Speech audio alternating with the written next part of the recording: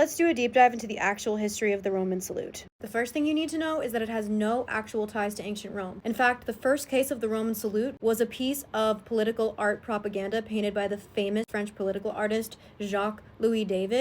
This is his 1784 painting called The Oath of Horatii. There's three representatives from Rome, the Horatii brothers, who are going to fight to save Rome to the death, and they do this made-up salute. That is basically supposed to symbolize their unity, their nationalism, and their willingness to unalive for their country.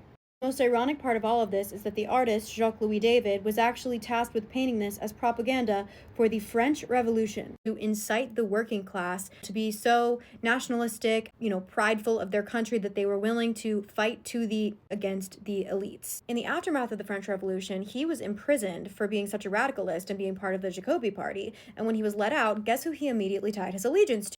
This guy, Napoleon Bonaparte. So while the French Revolution encouraged class consciousness and gave power back to the people, he came in and gave it back to the elites and himself. And you may recognize this painting because it's the most famous painting of him. And guess who painted it? Our guy. So now we know where the Roman salute started in 1784, but guess who adopted it next? Mussolini. In case you don't know what Mussolini is most famous for, he started the Fascist Party in 1919 in Italy. He literally started the Fascist Party and is responsible for the rise of fascism. He's most known for using the Roman salute because he thought it would incite the glory of ancient Rome at large rallies. Another thing Mussolini is most famously known for is the implementation of a corporate state where leadership was divided between business leaders and political leaders. Sound familiar? So who comes along in 1930s Germany and decides to copy Mussolini? This guy.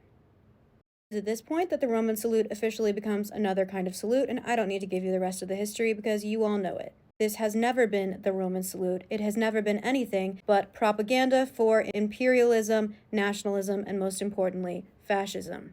And while we're all on the same page about that, wouldn't it be great if we stopped making excuses for men that we also hail as geniuses? Just a thought.